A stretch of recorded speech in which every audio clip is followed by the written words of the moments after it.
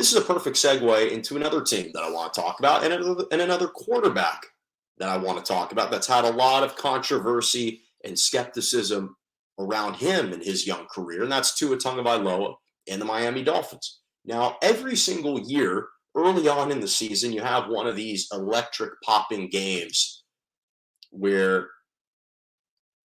the momentum shifts, the swing just continue, the pendulum continues to move up and down, it's fluctuating the leads. And this was one of these games that was extremely compelling. You couldn't take your eyes off it, but it was also a good barometer of how we should measure where Tua and the Dolphins are. So Miami Dolphins came back to beat the Baltimore Ravens. They were down by 21 points heading into the fourth quarter. And they come back and win 42-38. Now, let's first address Tyreek Hill. Man, is that guy good. Man, what a huge impact player. What a huge difference he has been to this Miami offense, because now this is a big play offense.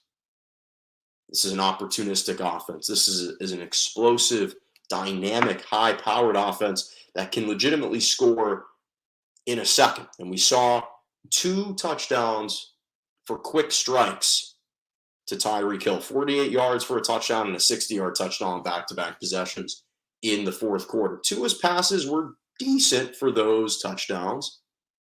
Tyreek Hill just made a couple great plays, turned on the afterburners, and see ya. He was gone. But we knew that this offense was going to be a lot more explosive with Tyreek Hill. That was never the question. The question was about Tua and his level of competency. Could Tua Tagovailoa actually win the Dolphins games using his arm? Could they rely on him in situations where they're down and the defense knows that he's forced to throw and still execute and deliver the types of throws that he needs to make? That was the question. And clearly, the answer is yes. Yes, Tua is one of these types of quarterbacks, because people obviously wrote him off. They were doubting him, and he had the best performance of his NFL career. Granted, it's a small sample size. He's just in his 3rd season, but he throws for 469 yards, 6 touchdowns. Yes, I know he threw the 2 picks, but the guy was throwing it 50 times. It's understandable if a couple of passes aren't his sharpest passes that he's ever thrown. Not to mention in the fourth and in the second half. In the second half, when they were down by 21 going into the fourth, over 300 yards and 5 touchdowns. In the fourth quarter, he was 13 of 17, 199 yards and 4 touchdowns. Now, again, I'm not making the claim that Tua is a superstar and he's on the level of a Patrick Mahomes or Justin Herbert or a Josh Allen or an Aaron Rodgers, because he's not. He's not even on the level of a Kyler Murray or a Lamar Jackson. No one's saying that. But what we're saying is this is a legitimate starting quarterback. And if you support him with the requisite talent, he can win you games.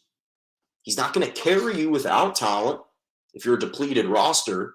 But if you've got skilled players and you buy him time in the pocket, he can deliver pinpoint throws. That's what he's been known for, being accurate. Again, not all the passes. I think he's maybe deserving, he should be deserving of the credit for. A lot of times Tyreek Hill or Jalen Waddle came up with an incredible play, but that's part of the game. That's part of the game. So again, the question of whether or not Tua himself, if you provide him with the requisite talent, can he win you football games? The answer is yes. He is not. Yes, he's not a bust. He's a legitimate starting quarterback in the NFL. We've had a lot of similar guys like Tua. I don't even know if he's necessarily as talented as Kirk Cousins, but the same narrative surrounds Kirk Cousins that he's not going to win you football games. But if you provide him with the requisite talent, then he can. Same thing with Jimmy Garoppolo. You can have a very successful career in that type of role. And listen to this. This is the first time since 2011 that a team came back to win after trailing by 21 points. Teams were 0 going into the fourth quarter. Teams were 0 and 711 in that situation prior to yesterday. In fact, he became just the second player in franchise history to throw over 400 passing yards and 5 touchdowns. Of course, you can guess the other quarterback is Dan Marino. So he's part of good company in this instance. And Mike McDaniels is doing a marvelous job of scheming up plays, drawing up plays for him and this offense that allows him to thrive, that's extracting every single bit and ounce of Tua that they can get out of him. He's doing a great job. He's obviously has a boatload of talent to work with. And give credit to the defense, because as porous as they were in the first half, they were down by 21 in the second half, and they came up with back-to-back consistent stops to get the offense the ball back time and time again. So again, is there a ceiling with Tua? Yes, I think, but I think it's fair to be complimentary and praise him while also acknowledging those limitations. I think two things can be true. And again, we'll certainly learn a lot more about Tua and the Dolphins next week after they host the Buffalo Bills. But I think Tua is a legitimate starting quarterback in the NFL.